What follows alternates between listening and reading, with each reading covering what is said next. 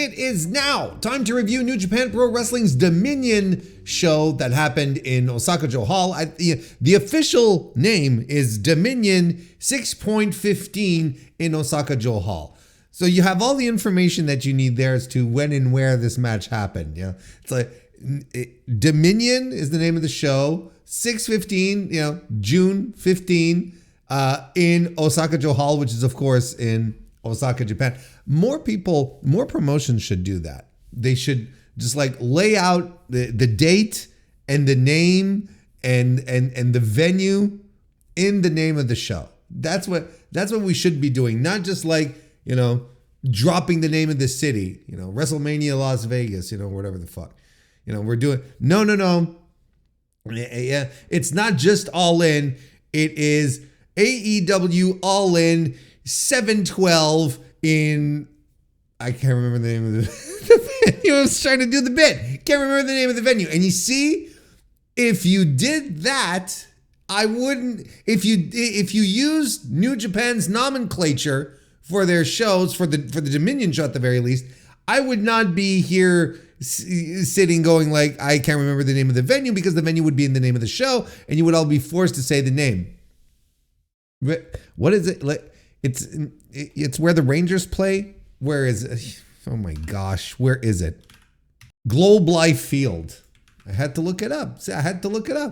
All these issues would be solved. There would be no issues. And I wouldn't be looking like a fool. Here, again, 6,525 people is the attendance for the show, which isn't bad. The last time that New Japan was in Osaka-Jo Hall was last year for the Best of Super Junior final on June 9th. So practically a full year apart. Main evented by El Desperado defeating Taiji Ishimori in the finals. We also had Jon Moxley and Evil in that lumberjack match, and that awesome Shingo Takagi Henare double countout match as well. 7,254 people were on hand for that one, and we can even go back to 2023 when New Japan was here for a Dominion show, which was on June the 4th at that time. And they had drawn 7,040 people here, with the main event being the IWGP World Heavyweight title, where Sanada defeated Yota Tsuji in that in Yota's big return match from Excursion. We also, in the business end of the situation, we had the never open weight 6-man tag team titles on the line, as Okada, Tomohiro Ishii, and Hiroshi Tanahashi defended against the Blackpool Combat Club duo of Jon Moxley and Claudio Castagnoli alongside Shota Umino. Man, that feels like ages ago, and it's only been 2 years. Plus, we also had Hiromu Takahashi retaining the junior heavyweight title against Master Wato. So clearly, we are very much down over the last two appearances that New Japan has done in Osaka-Jo Hall. And look, a significant down as well, especially from last year, where we were at 7,200, now at 6,500. That's a significant it's a significant drop nonetheless. Does this kind of maybe scratch a little at the idea that Goto may not be the great draw that everyone was expecting him to be or thought that he would? I mean, we can still continue to have this discussion. I think I think we're getting close to no longer. Look, let me say that again. We can no longer say, oh, it's still early in the run.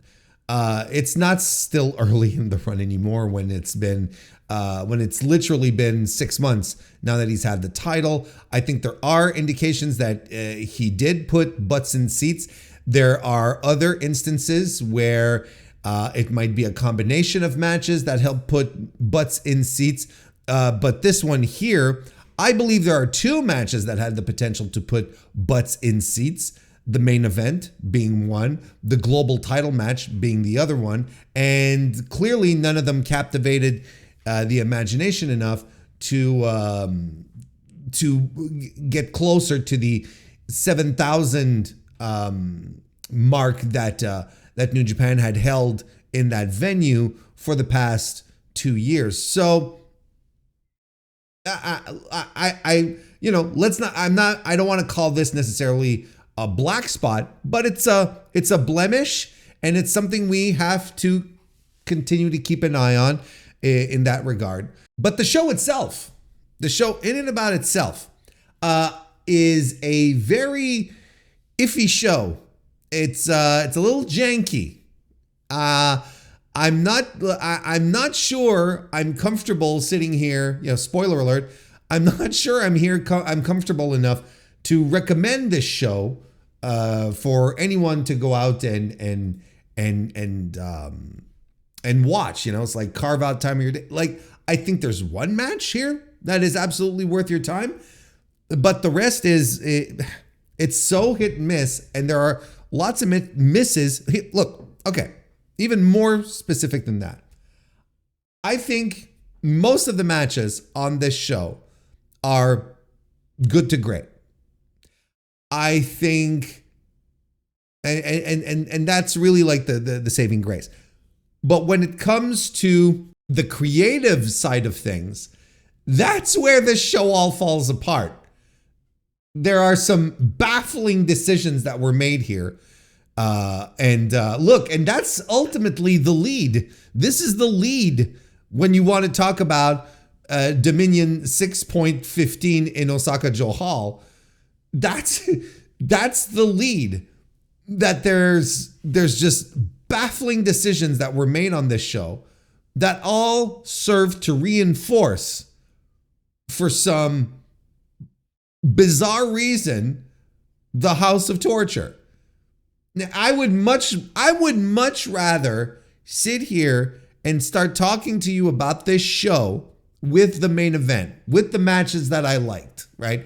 But again, I think the lead here is all this creative that led to bolstering the House of Torture, and I would be remiss to not start talking to not start this review without talking about it first, because on top of it, I think it permeated the entire show. I think it had a very negative effect even on matches that had nothing to do with all of this House of Torture stuff. So I think that's where we start. This is our kickoff point. So obviously, we have to begin with the big reveal of who the X was in the opening match of the show, which was the House of Torture versus War Dogs situation, where we had one member of the House of Torture team that was not revealed, that was there as an X, and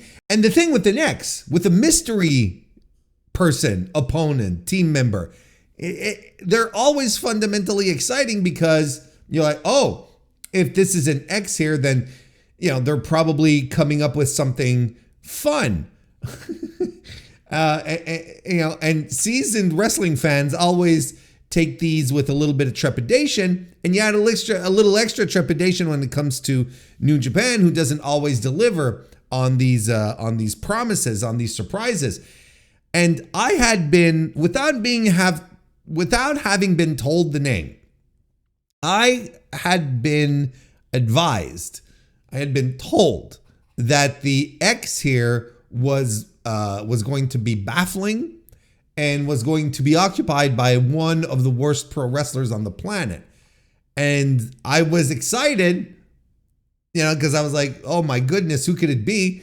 And even I managed, despite me being excited in front of to be confronted with a bad decision, even on that front, even if I was prepared, I still ended up being quite disappointed when it turned out to be Bad Luck Fale, who is now referred to as Don Fale. Now, I don't know if it's Don as in Donald or Don as in, the head of a gang, of a crime syndicate. I don't know. But he is known as Don Fale. And boy, oh boy, did that live up to the expectation. One of the absolute worst professional wrestlers on God's green flat earth today. It's just baffling to me. And I don't know how, I don't know why he was added. In fact, I have no idea what, Don Fale, I was going to use his old name. I don't know what Don Fale brings to the table in 2025. I am not excited. I don't think this is interesting. I don't know what kind of hold he's got here to be included, to be back on, on shows, on TV, you know what I mean? On the streaming service, doing things. You know how sometimes there's these baffling decisions that happen in pro wrestling, and then we'll sit around and we'll jokingly ask, it's like, I wonder what I wonder what he's got on people to be in this spot, kind of thing. Well, I really don't know. Like I couldn't begin to fathom a proper explanation here. And not only that, but Chase Owens ended up turning on the War Dogs within the match. It was all a ruse all along. People thought that Chase and Fale were at odds, but when you've been watching pro wrestling for a while, some of your instincts get honed and you're like, wait a second.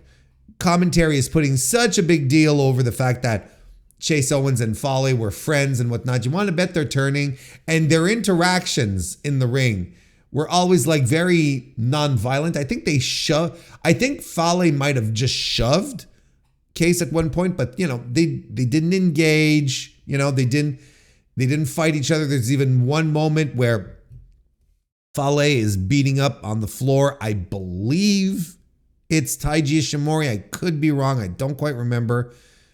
Or maybe it's Malone. No, I think it's Clark Connors. Look, it doesn't matter.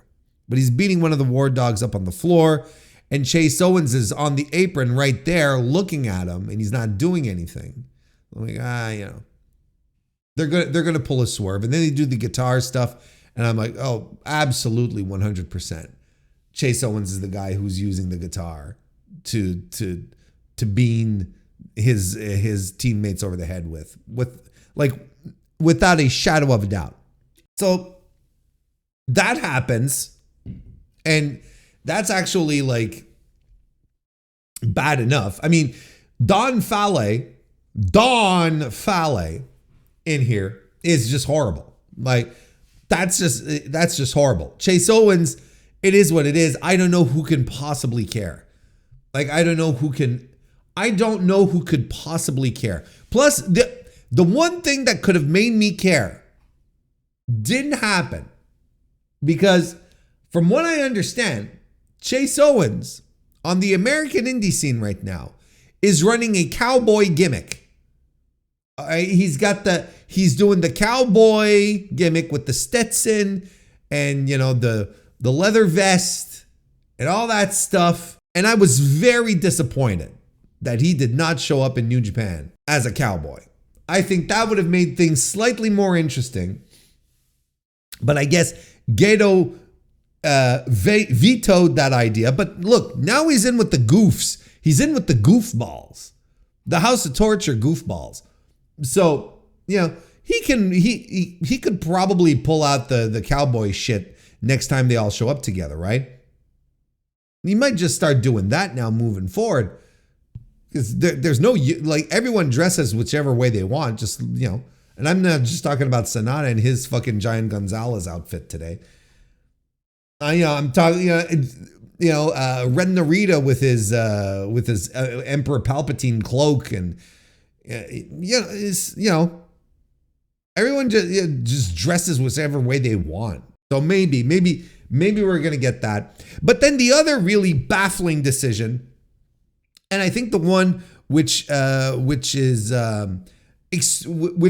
turns out to be extremely unpopular. Is Doki joining the House of Torture. And that's a crying shame. And it is extremely unpopular. From what I've gathered, people talking, the level of upsetness, I don't think anyone is standing around cheering that Bad Luck Fale is back and part of a regular unit in New Japan Pro Wrestling. But I also don't think that, but I mostly think they're upset, but they're not. I don't think anyone is like viscerally like disgusted at it. But I think that visceral disgust is legitimate when it comes to Doki joining the House of Torture, going heel and joining the House of Torture. Mind you, let's not forget. Doki, look, this is going to be the analysis that everyone is going to have, and I'm not going to be providing you with any tremendous insight here. Everyone who's been following New Japan will have the exact same vision. Doki went into his Wrestle Kingdom match this year against El Desperado as a babyface champion, a guy that the fans got behind, both in North America and the Japanese fans got behind him because he finally was able to reach a pinnacle after years and years and years of grind and coming across as a great pro wrestler and finally making it. It's one of these earned situations where he worked really hard to get where he was, and the fans recognized that, and they were ready to support him. Like they were supporting him. Not only they were ready, they were supporting him. No one was upset at Doki winning the IWGP title off of El Desperado. Wasn't it off El Desperado? I believe so. I'd have to double check the lineage. But regardless of who we won it against, I don't think anyone was upset because everyone just likes Doki. And he comes into the Tokyo Dome. He gets horribly injured, minutes within the match, and they have to pull the match because he's done. Right? He can't do it. And he battles his way back. And he heals up and he comes back. You could not have had a more shoe-in, easy babyface return for Doki, for anyone for that matter, with this circumstance here, with this perfect storm of circumstance. A guy who worked his ass off to get where he was. The audience, the fans, the viewers saw his progression and accepted him as a babyface and as a top guy in the junior division and were ready to support him. And they were like, thank you, let's go. Everyone loves Doki. Gets fucked out of his Wrestle Kingdom match, which everyone was extremely disappointed in because it was on top of that with El Desperado. Everyone was expecting it to rock. You bring him back as the triumphant babyface making his return against adversity, against everything, the universe plotting against him. You couldn't have had an easier babyface return, but they decide to flush it and turn him heel. But not just that, not just turn him heel, have him join House of Torture, which is a death sentence for anyone's career advancement at this point, right? And Sho is the perfect example of that. If you've been watching for a few years, I'm sure you, like me, remember Sho the Power Junior, that everyone saw extreme potential in, that everyone was so excited to see on a singles run. That's all we wanted, right? I was part of that group. I wanted the Sho singles run. I wanted Roppongi 3K to break up. They had been spinning their wheels for a couple of years when they finally decided to split. And in the meantime, Sho was out there having singles matches. And he had a great singles match at some point with Shingo Takagi. I don't know if you remember that, but that was a tremendous match. And we were all hyped. We were all hyped for the career of Sho Tanaka and what's next for him. right? We're all looking forward to it. And then what do? They create the House of Torture. They bring him into the unit as their junior. And it was still very early on, right? So we hadn't even seen, even began to glean at the worst that the House of Torture was going to produce. But then when it started to settle in and we started to see what show had become, they're like, a fucking waste. What a fucking waste. An absolute travesty of a waste. Because the other guys in this group, quite frankly, especially at the time, none of them really had career advancement plans, right? Like, you didn't plot out something.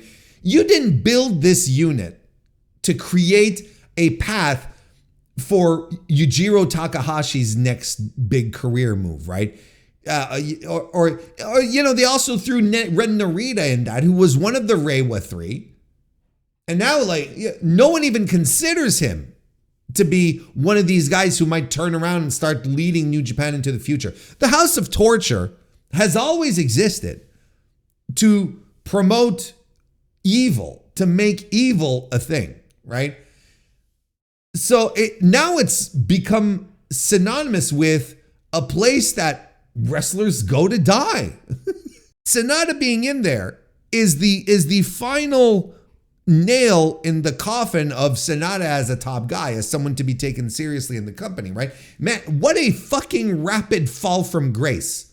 His Wrestle Kingdom main event was only 2 years ago. Now look at where he is. He's coming out in Giant Gonzalez suits and, wearing big goofy Mario Brothers shoes, big red boots, I should say, big red Mario Brother boots. And that's it. That's all he is now. What, do you think this is do you think that we're going to use the House of Torture to elevate Yoshinobu Kanemaru, a wrestler that I like, don't get me wrong, but he's a scummer. He's the role that he has here is perfect. But again, he's not a part of a unit he's not in a unit that's going to elevate it. No one's getting elevated in this outside of Evil. It's just as simple as that. But let's say, but in this group, which again contains people that you're like, well, what else are you going to do with them? And I agree, like Sonata, like Kanemaru, right? Kanemaru, his role in New Japan has been established for years. Right? Yujiro, Dick Togo, and now Don Fale and Chase Owens, right? These are all people you're like, yeah, might as well just all band together. These are all a bunch of losers regardless, right? It's all people no one cares about. No one wants to see pushed. Who gives a shit? These are people whose ceilings have been hit a long time ago. And I'm sure most of them are self-aware enough to know that as well. So at least they're going to be on TV doing shenanigans with Evil, going to continue to promote Evil as a top guy here. But the wastes, there's two guys who are going to be absolutely wasted here, and that's Sho and Doki. Now Doki. Sho was already bad enough. Doki, I think, is tragic. It's tragic. And it's wild that we're going so hard on the House of Torture, especially when you consider, in the light of last year's 10-point plan that was put forth by President Hiroshi Tanahashi, right? He said in his 10-point plan that one of the reasons people were being turned off of New Japan was because of the House of Torture. So he was like, oh, we're going to scale that shit down. And now what are we doing? Well, we're going to balloon up the group to 10 people. So just to make sure that they are fucking everywhere on the card, you cannot escape them. The main event, the mid card, the junior division, the tag team division, we're gonna be everywhere. It's remarkable. And I really wonder what's gone on with Hiroshi Tanahashi deciding to go down this route. Or is he unable to get that big of a voice in the room and the voices that are in the room, the bookers, because don't forget, he's not a booker. He's a suit, but he's not a booker. And of course, his edicts, his voice have influence. But, it's Ghetto and his crew that make these decisions ultimately. So I'm left wondering, I'm left thinking, has there been some kind of switch with Tanahashi, or is there some kind of power struggle going on? A little Cold War action here, a little give and take. Maybe Tanahashi is like, oh, I want this, this, and that, and you have to do this, and then the bookers are like, well, listen, we can give you this, this, this, but you give us this. We don't know, but there's something going on, because this doesn't even jive with what Tanahashi wanted. And I think most of us felt that the House of Torture presence overall over the past year had been lessened, not entirely disappeared, but wasn't as prevalent, wasn't as heavy-handed. Jesus Christ. You want to talk about heavy-handed? Look at this show here. And the problem ultimately with the House of Torture is that how long has this group been around? What, 5 years? Since 2021, okay? The group was founded in 2021. It hasn't been a full 4 years. But let's say 4 years at this point, okay? Because it is in September. Let's say 4 years, just to round up. In 4 years, this group has always been the same. And they have always done the same thing. Outside of adding new members that bring in new weapons. Sho was using the wrench for a while, and then Ren Narita joins, and he's bringing a push-up bar, which most people have not a fucking clue what it is. It just looks like something you use to keep a door open. The fuck is a push-up bar? But he's running around doing that. And they all have their weapons. What's Chase Owens' weapon going to be? Even Doki brought back his pipe, his bent up pipe. Now I could sit here and tell you like, but it was still nonetheless interesting because Doki went right back after Master Wato, and he has deep history with Wato. Remember when Wato debuted? And like, I don't give a shit. I really don't give a shit, because the House of Torture, Doki as a heel in the House of Torture is destined to just do junk, is destined to do garbage. And because there is no other proof to the opposite. There is no other precedent to maybe even remotely have us believe that maybe they're going to try something different with Doki. There's no precedent, because for the past 4 years or so, the House of Torture has always been the same fucking thing. It hasn't changed. It hasn't evolved. It's not even... At first, there was a certain novelty to it, I guess. Particularly if you hadn't lived through like peak Bullet Club years, right? And I'm not talking the Kenny Omega run and the subsequent ones after that.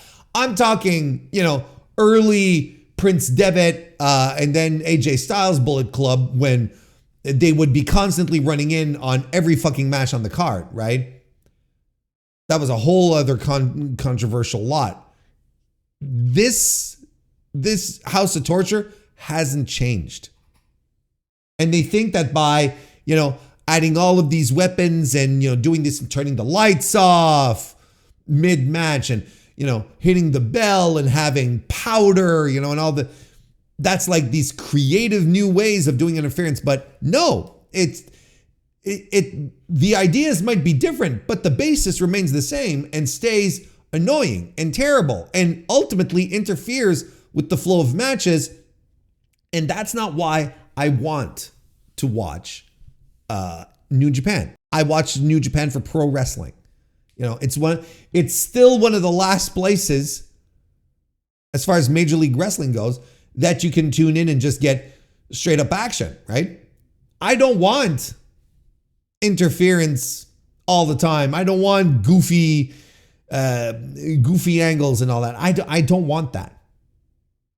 And I'm pretty sure that the commonplace New Japan fan does not necessarily want that either. And I don't think the people in Osaka wanted that either.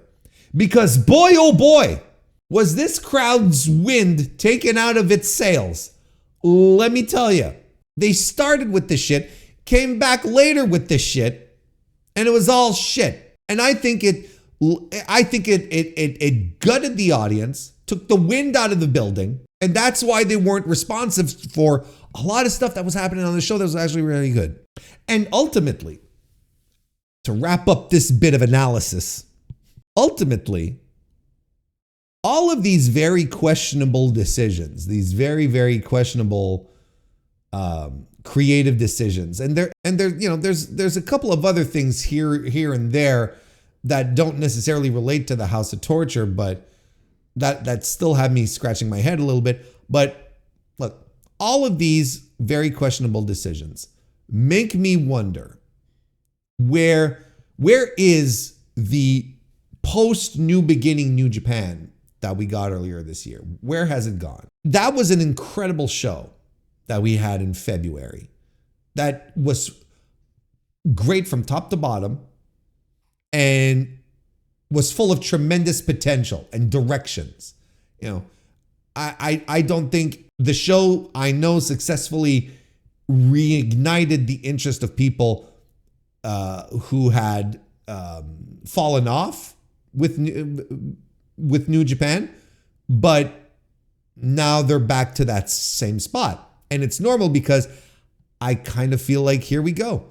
We're back to Gedo spinning his wheels and doing things that no one is interested in. And it feels like we're going back to an era not too long ago where fans are demanding that Gedo push the new guys and do new things, but instead we're going to focus on some old, tired, uninteresting stuff that happens with uninteresting wrestlers that really people don't want anything to do with, that they don't want to see on their TV screens. I think we're back to the wheel spinning.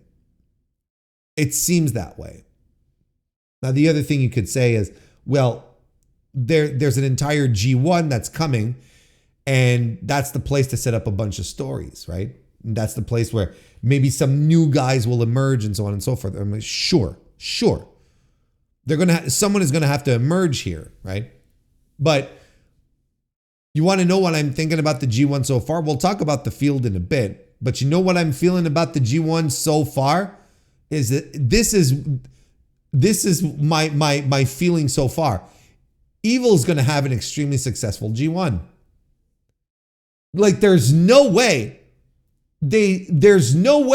on the last major show. There's the Seoul shows coming up, sure. But the last major New Japan show before the G1 begins, there's no way you have this guy reinforce his stable, his unit, to solidify him as a top guy, as a contender, as a guy, right? There's no way you're doing that and then having him turn around in the G1 and giving him a losing record. No, he's going to have a very successful G1. Otherwise, all of this was pointless that happened today. And I don't think Gedo is that out of bounds. I think he's having trouble understanding what his audience wants, despite it being quite clear sometimes. I think he's having trouble with that, but I don't think he's out to lunch. Ergo, Evil's going to have a very successful G1. For good or ill. No, for ill. For ill. Like, suddenly I'm having visions. Brother, I'm having visions of Hiroki Goto versus Evil in the Tokyo Dome. The angle they played today with the House of Torture was a power play, so to speak. It was to establish them as an unstoppable force. There's 10 of them now, And all of the House of Torture is for is elevating Evil. And what did Evil do in the dog collar match? He won. He won, and he stood his ground. He stood tall at the end, is what I'm trying to say.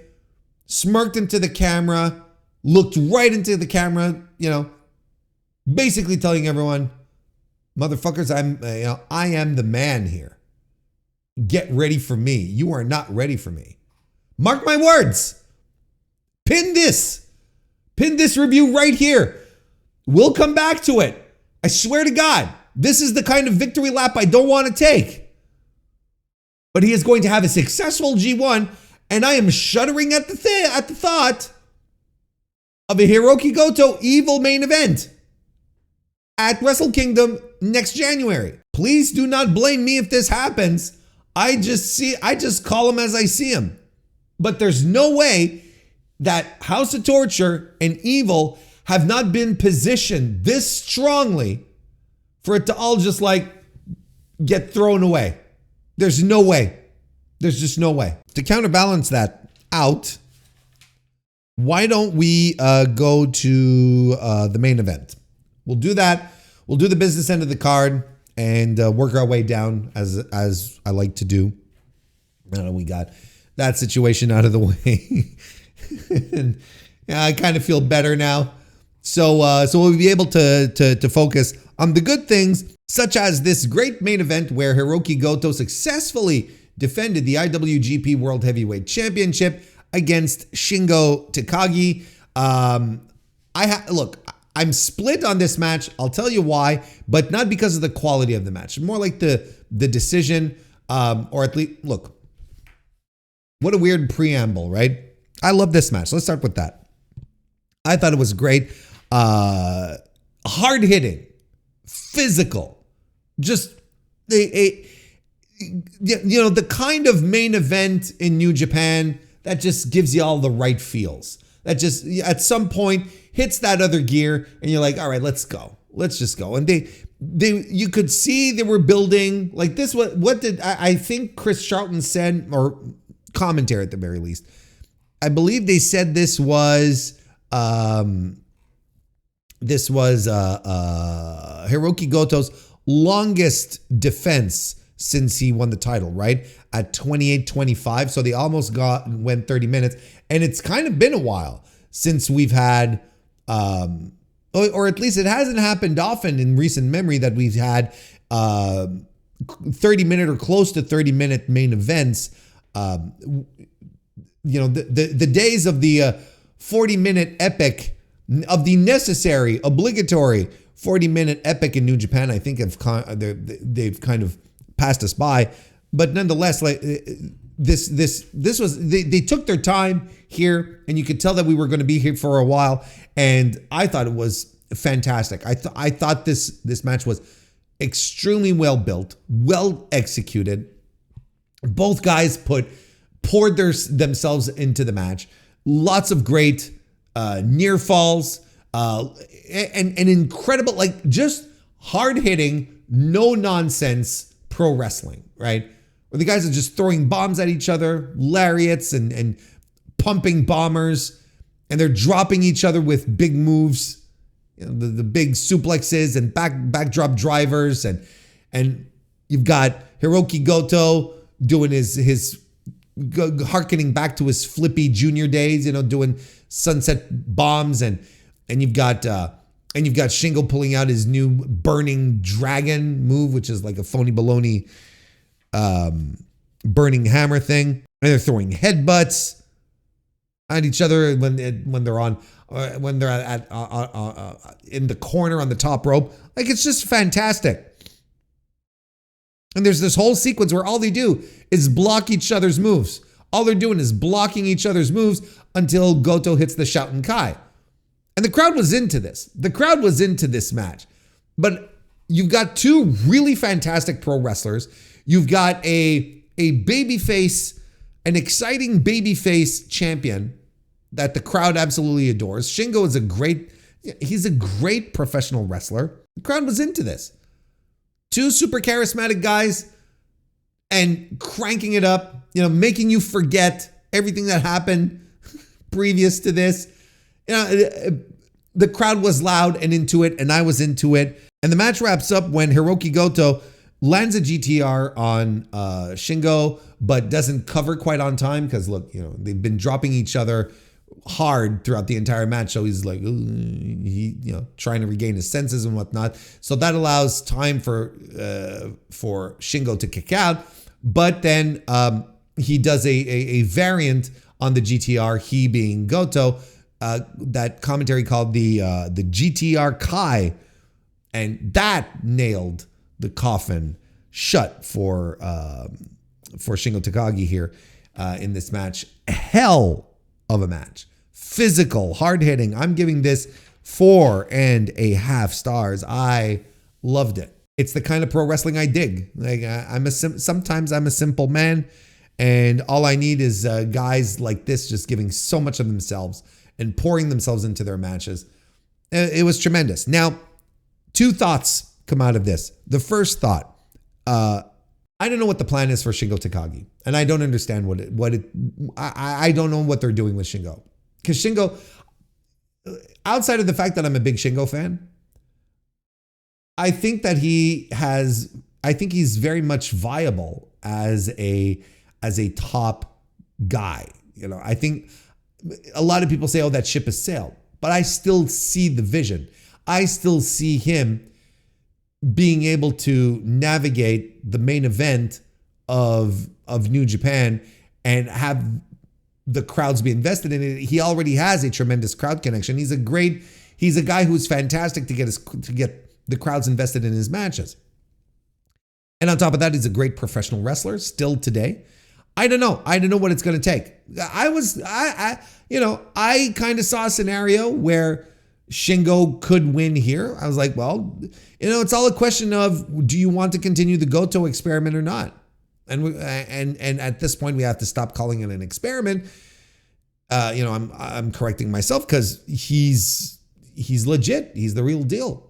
It's like, is it Shingo who ends this Cinderella run? No, it's not. And I'm like, okay, interesting. Not sure I agree with it entirely, but I also don't disagree on keeping the belt on Goto, if that makes sense. But it does make me wonder, like, what are the plans for Shingo Takagi moving forward? Because I don't see them. I don't know what they could be. I have no idea what they possibly could be at this point. I don't even know.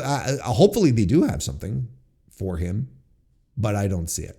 I have no clue what it looks like. The other thought I have after this is Hiroki Goto is quite assuredly the best world champion in professional wrestling today, bar none. I don't know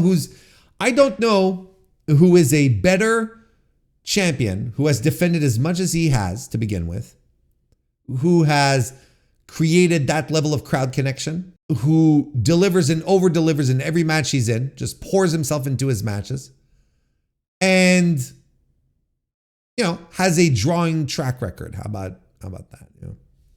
Has been shown to put butts in seats. I don't know. I don't know who. And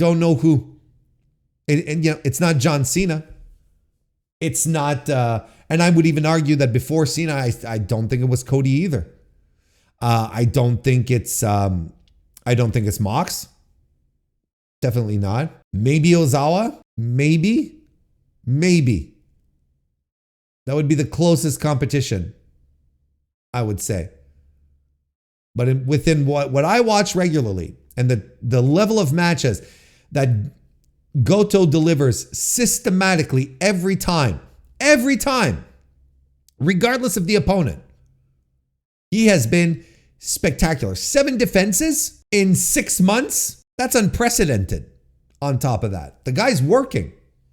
His ass off because he knows, he probably figures this is going to be his last reign regardless. So if they want to book him and he wants to leave a great legacy behind, well, he's got it. He's building it. It's happening. Everything he's been doing is tremendous without fail. He just might be the best world champion out there. I'm open to suggestions, but you better make a really solid case. But yeah, fantastic match. 4 and a half stars. I think I said that already. And this is the one where I'm like, if you have time, if you want, I highly recommend checking this out. You're going to enjoy it. It's an incredible match. Next, let's talk about Gabe Kidd defeating Yota Tsuji to become the new IWGP Global Heavyweight Champion. And this was good, but I think as excited as a lot of people were and as how much I was looking forward to this match based off of their extraordinary match that they had at the New Beginning show last February, this didn't live up to the expectation. And you know how sometimes when I do the reviews, I'm like, oh, it wasn't as good as, the match that they had in 2023, in June 2023 at Dominion back then. But, we're splitting hairs here, 4.25 instead of 4.5, so we're splitting hairs. Here we're not really splitting hairs. Like, I thought that this was substantially not as good. There's a really, really big gap here between the two. And I feel like they built this match in the knowing that they were building off of that previous match that they had, and that people would be naturally afire for that. And the audience didn't play its part, so to speak, on that front. Whatever expectations they may have had to have gotten, big reactions at first, or, the audience just like on the edge of their seat, it just wasn't there. Warren, don't you think that the dog collar match maybe sucked some of the air out of the room and they had to deal with the consequences of that? Sure. Yes, I do. Yes, I do. But the guys really didn't work like they had to win a crowd. Does that make sense? They didn't work like they had to win a crowd. They worked as if they already had the crowd. And I'm not saying that was the plan, but that's how it came across. And if that was indeed the plan, it's a little presumptuous to have done that.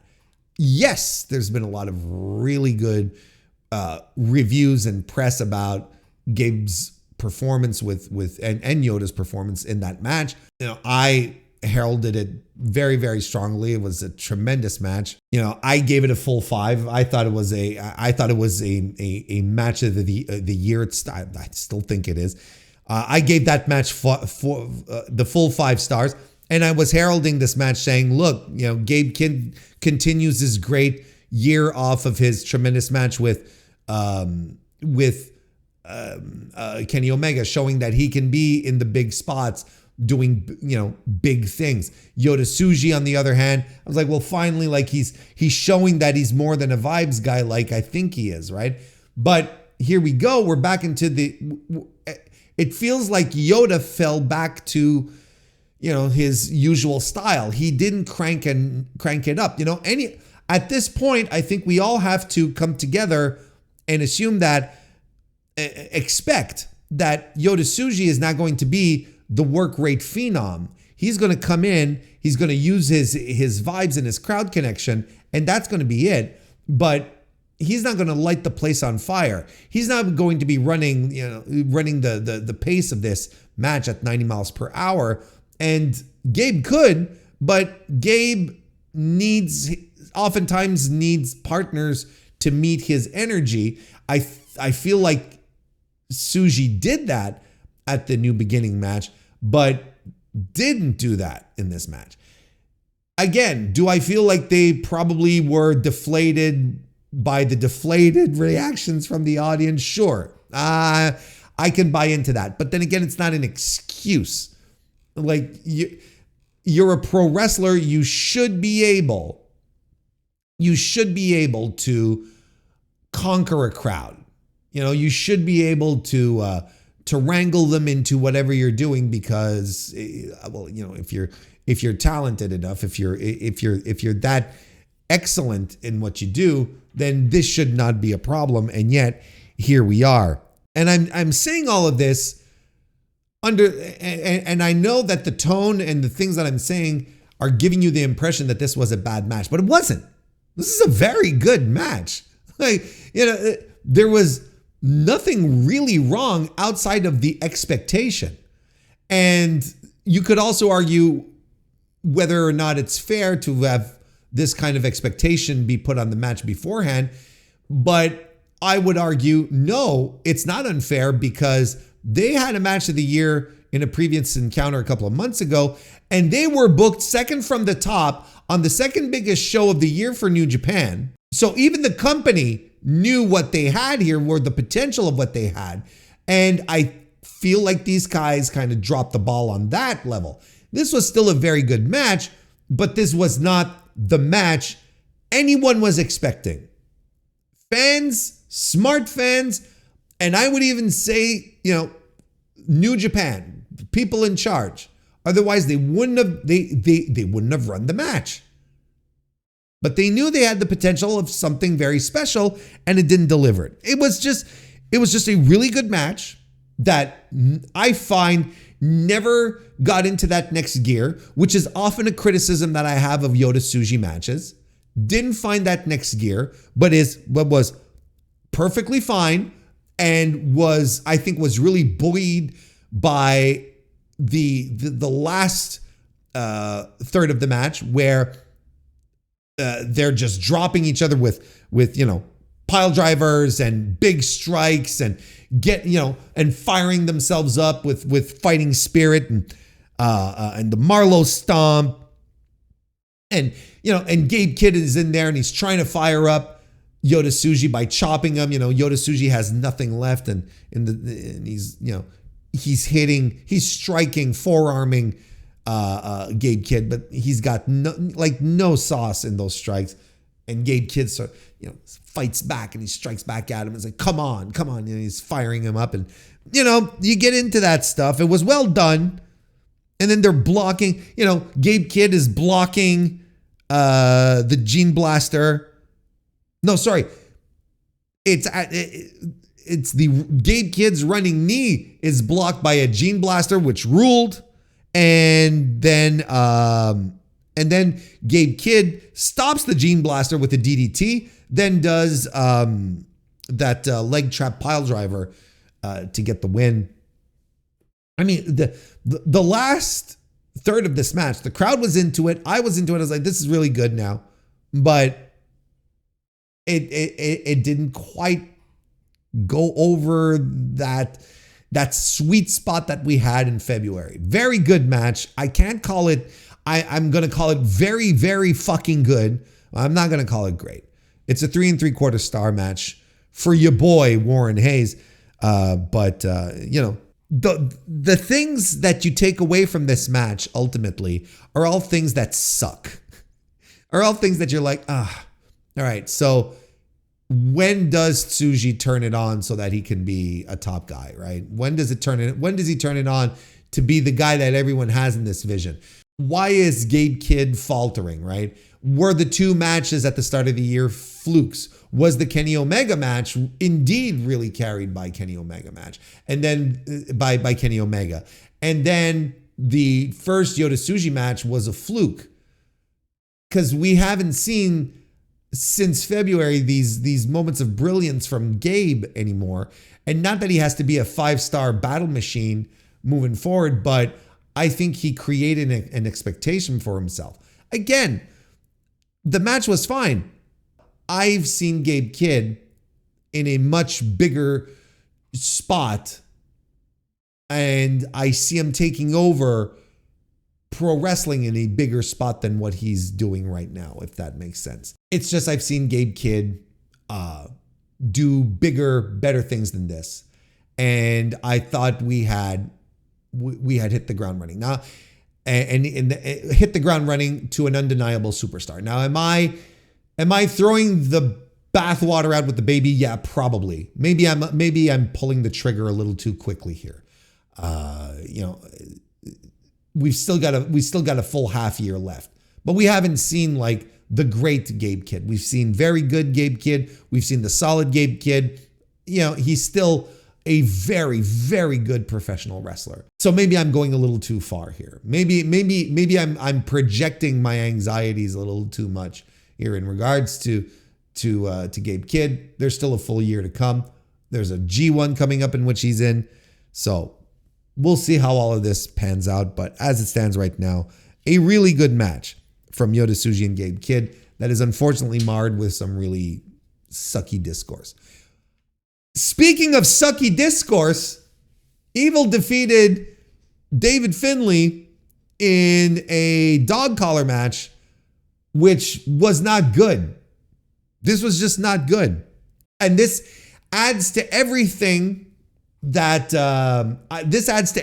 we spoke about earlier at the start of the review when we're talking about House of Torture. This has a direct tie-in. The House of Torture interference heavy stuff just impeded in the match, and it kept this match from hitting real levels of brutality.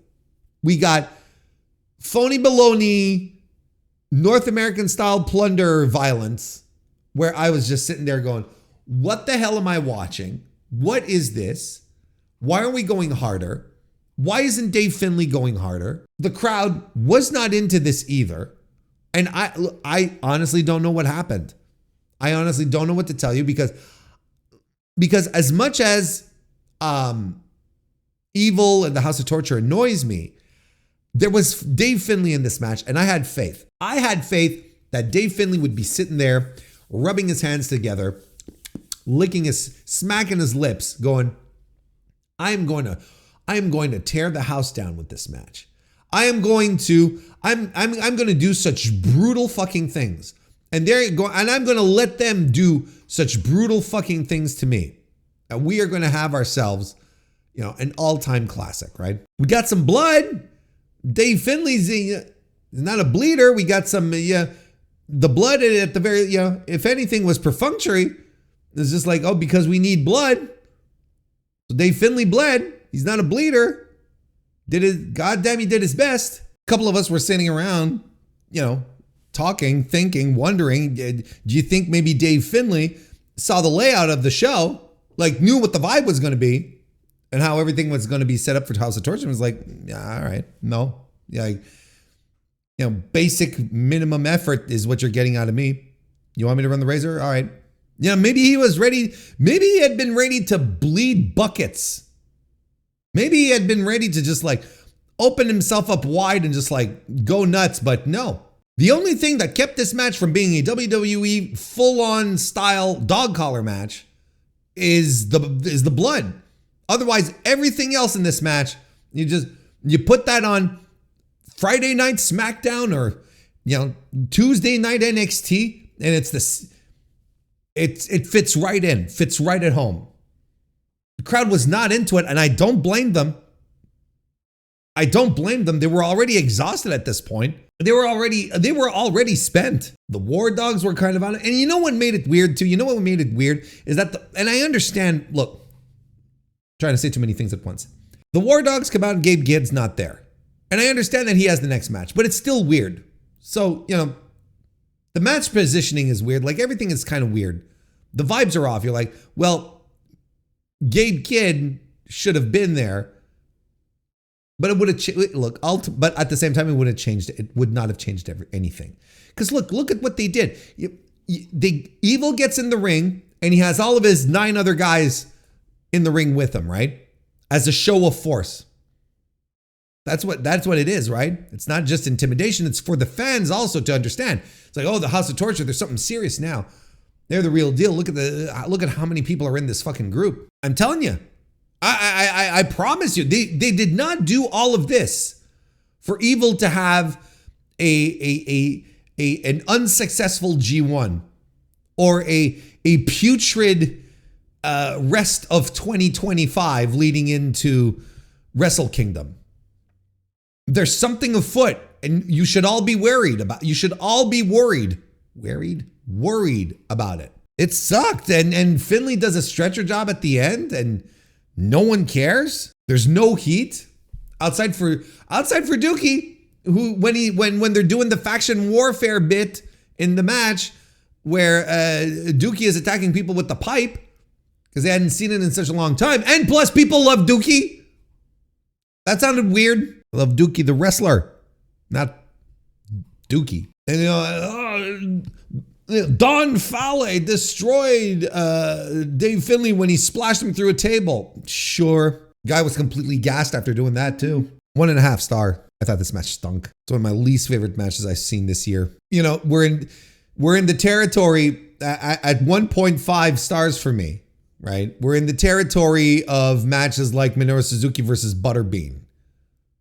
That's the kind of company this match is keeping. Boltin Oleg defeated Konosuke Takeshita to become the new never openweight champion. Which at first I was like, oh, wait a minute. There's no way Takeshita's winning. But then, thanks to Chris Samsa and his stats, I was reading them over, taking a look at it, and was like, oh, wait a second. They have a history, and they had a match not all that long ago that Oleg lost. I'm like, oh. Well, look at this. Takeshita is going to be in the G1. Maybe this is a good moment for Oleg to get his win back, get the title, free up Takeshita, and have him enter the G1 as a real deal, member of the New Japan roster, right? I'm like, This is very interesting. Very, very interesting. And the match was good. I thought this was a pretty good match. I think, I think I liked their previous match better, but I thought this was good. And Oleg was given all the room to do all sorts of big ass offense, and including his gut wrench throw on the ramp, which was fantastic. Takeshita throughout this match tried to work the lower back to keep him from doing all of his big power moves. But Oleg powered through it. He hits an avalanche TKO, does an F5 to Takeshita, throwing Takeshita outside to the floor, which was great. He does a kamikaze on Takeshita, but Takeshita kicks out. They strike each other some more. A dragon suplex by Takeshita follows. And Oleg catches Takeshita out of the air and does the I think he does an F5 and the kamikaze. My pen, inside information here, behind a little inside baseball, my pen started to give out on me here. So I've scribbled stuff down, but it's very hard to read. Already my chicken scratch isn't necessarily easy to pick up, but now it's like there's spots that don't even have ink. So listen, Oleg won. That's the Boltin Oleg won the title. He's the bad motherfucker now in the company. And that opens up Konosuke Takeshita completely free in the G1, where you don't have to wonder if, he's not going to win because he's the never openweight champion. He has no titles. Maybe this is by design, like G1 design. The only thing that's keeping me from going in really, really, with full-blown fear that Evil is going to be the guy in the G1 is the fact that Konosuke Takeshita is in it. Without any titles. And, clearly they being New Japan and AEW have a very great relationship, or at least things are communicated very clearly as to when Takeshita is needed and not in New Japan, and when he's needed or not in AEW. So I'm sure they have this pretty much plotted out for him. I think he's going to have a terrific G1 again this year, probably even better now that he's a member of the roster. Anyway, I gave this match 3.5 stars. I liked it. I thought it was a good match. I don't think it's as good as the other one they had earlier this year, but it was still good. We had the announcement of the field for the G1 Climax 35. Of course, we will take the time to break this down more in depth, but as it stands right now, here is the block composition. Block A is going to be Hiroki Goto, Boltin Oleg, Yuya Uemura, Yota Tsuji, David Finlay, Evil, Sanada, and Hiroshi Tanahashi.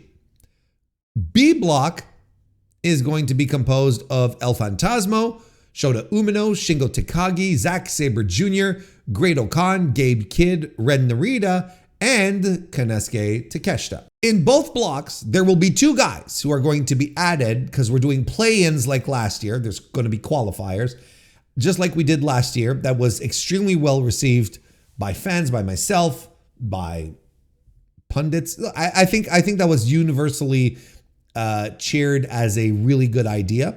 So I think there's going to be it's not just think that they've been announced. So there's going to be there's going to be these play-ins that are probably going to happen. I think they even mentioned this. That's going to happen over the Seoul tour, which is tremendous. If you ask me, this is a very good way to add in an AEW guy who has to earn his spot in the G1 this way. Because a lot of people were like, wait a second, how come there's no AEW people in here? Well, there is fan backlash going on, that has been going on for a while in regards to AEW's relationship with New Japan, right? And why not just do that? Why not have people fight for their spots? Outsiders is what I'm trying to say. I'm okay with it. I'm seeing a lot of people down on this announcement, looking at these blogs and saying, oh, really? I'm like, well, okay, then take the New Japan roster and make up, pull me out 16 guys, because that's what we have right now. Pull out 16 guys then that you think should be in their place.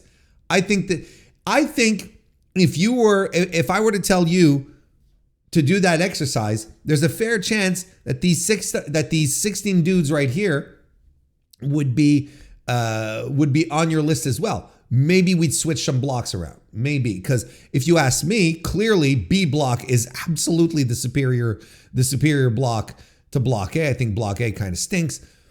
But it's still all the people that I'd put there. I don't see glaring omissions. There's people, well, why isn't Taichi in there? Well, like last year, Taichi clearly is going to have to earn his way in. You know what I mean? Why isn't so-and-so? Like, the idea is nonetheless, all of the folks that are in these blocks so far, these are all people that make sense. This is like it's your base. Oiwa's not in him. He's going to earn his spot. I don't think I'd be shocked if Ryohei Oiwa doesn't make the G1, but there's the playoffs still coming on. Like, we're not talking about people who aren't in there. We're talking about the people who, well, to a degree, yes, we are. Come to think of it. That was a dumb thing to say. But the base here, like, this all makes sense. I might switch out a couple of people. Sure. So I don't understand. I don't understand why people are upset at this, because there are people who are upset. So, very weak field. Like, all the top guys are already there, and you can just complement with more great workers. Because the great workers that everybody's thinking about, like Taichi, like Oiwa, like Ishii, they might all still end up being in the tournament. So, this tournament's gonna be fine. I don't know what the issue is outside of block A being a shit block. I think A block, you've got Evil, you've got Sanada in there. You've got, Tanahashi, which, this is going to be billed as Tanahashi's last G1. God bless him. And they should do this. And there's going to be a lot of people who are going to go see these shows just based on that premise for A block. That's fine. But, we're not expecting Tanahashi to tear up the G1 here. Finley, Tsuji, Yumera, Oleg, Goto. There's a lot of quantities here that are like, well, it's all going to depend, but these are solid workers nonetheless. I don't know if it's the most exciting block. No, but there's still 2 more spots to fill out. So maybe something in these last final 2 is going to just drive everything home, or maybe not. B block so far, I think it looks great. I think there's some incredible matchups here, extremely good workers, and then you've got Ren Narita. So they, ultimately that's what it is. Tell me I'm wrong. But the tournament starts on July 19, of course, and we've still got 2 people per block to announce, and that's going to happen through the qualifiers, the play-ins. And I don't think they mentioned the playoff situation, and I hope that it's not as convoluted as it was last year. I just hope, look, if they want to do semis and finals, I'm fine with that. But if they, the thing where the top 3 and then the top guy gets a bye and faces the winner of, that's too much. Keep it simple. Keep it simple.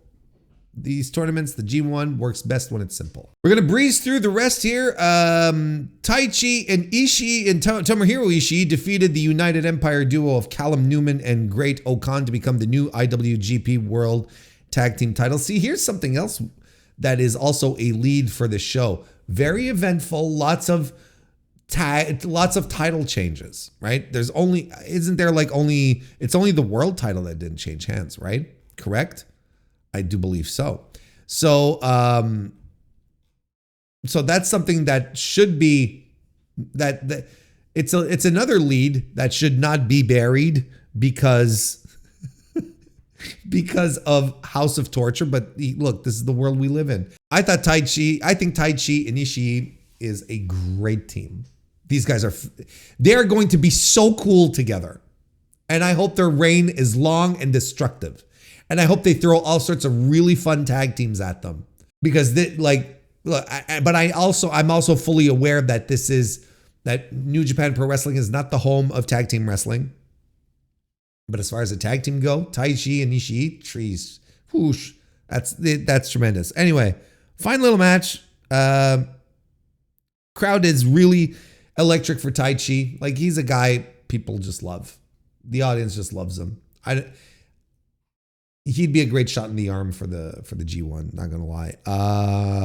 And both guys land their finishers for the win. They haven't figured out a tag team double team move yet, and when they won, Ishii just jumps on Taichi and he's ecstatic and he pats, Taichi's on his back and just did the Black Mephisto. He's exhausted.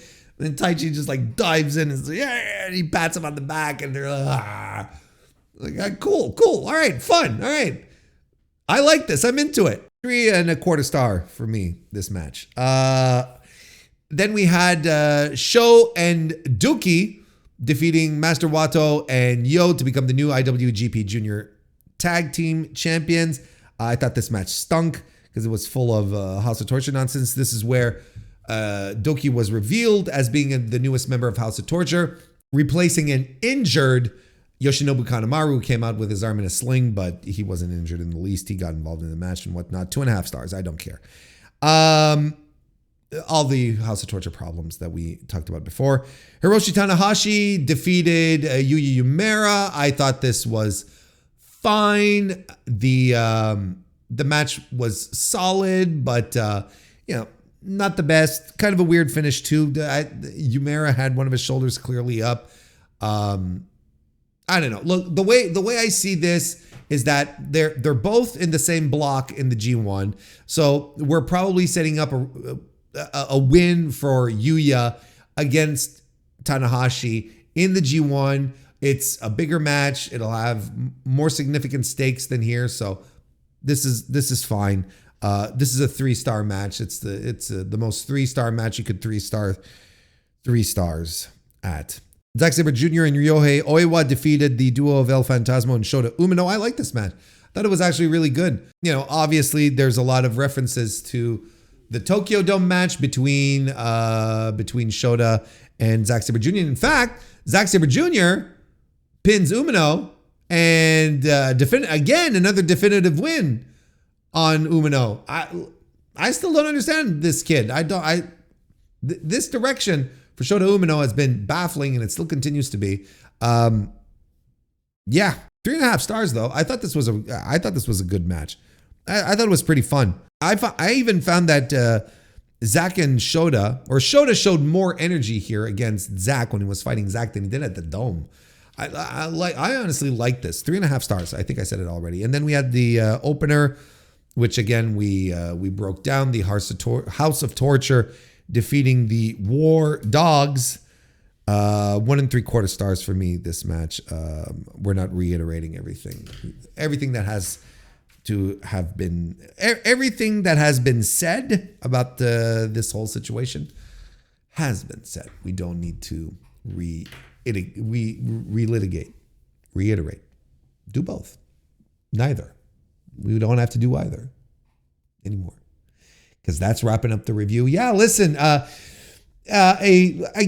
very up and down show, marred by that I didn't hate. I know there's some people out there saying this is a miserable show, it's an awful show. It's not an awful show. It's not one that I can outright recommend. There is one great match on the show. There's some good things peppered throughout. Like, if you want to watch it, it'll be fine, especially if you want to see for yourself. But it was marred by very bad creative and very bad booking decisions that really did mar the show overall. That's what I think. Not a bad show, not a good show. Janky, I think is what I said at the beginning. I'm going to stick by that. Dominion, what was the gimmick? New Japan's Dominion 6.15 in Osaka-Jo Hall. It's a janky show.